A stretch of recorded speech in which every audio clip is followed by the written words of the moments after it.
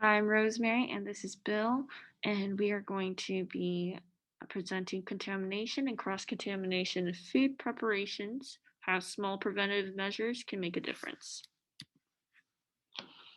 So, what is contamination? It is the undesired introduction of impurities of chemical or microbiological nature or of foreign matter into or onto a starting material or intermediate during production, sampling, packaging, repacking, storage, and transport.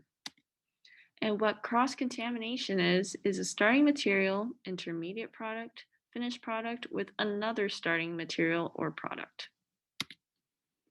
How does cross contamination happen in food preparations? Most commonly are from bacteria between raw and cooked food, and bacteria from people to food, and lastly, bacteria from equipments to food.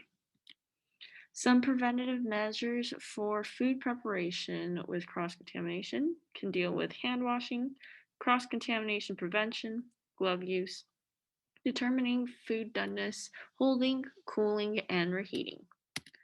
Some research approach and methods used from the study we've taken. They conducted the test with non-pathogenic E. coli and Lactobacillus casei. L. casei was chosen as a safe tracer organism. And what they did was they had salads containing chicken breast fillets that was contaminated with C. gingi and L. casei, and they were prepared according to different cross-contamination scenarios, and the contamination levels of salads were determined.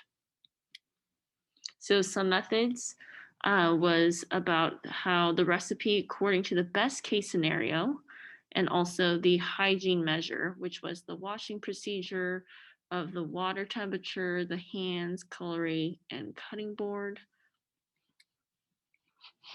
So the results for the cutting boards was for table A were the results of different washing procedures with contamination of C. jejuni.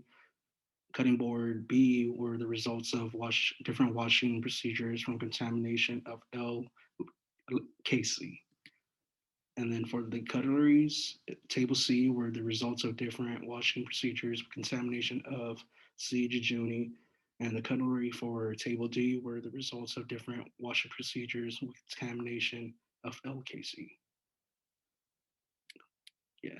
And then for table E were the hands for different washing procedures with contamination of C. jejuni. And lastly, for table F were the results of uh, different different washing procedures for hands with the contamination of L. casei. All six of these tables showed from how C. jejuni and L. lacey reduced when the cold water turned to hot water, plus adding soap to the equation. So, in conclusion, with cross contamination preventative measures, you can do it through preventing equipment from cross contamination, which could be color coding, also choosing what kinds of color boards and cutting boards, as well as the cutlery board hygiene, cutting board hygiene, and hand hygiene. And we would like to take this time to say thank you to Dr. Milorori for the opportunity to share the importance of food preparation and health safety. And these are our references. Thank you so much. Thank you.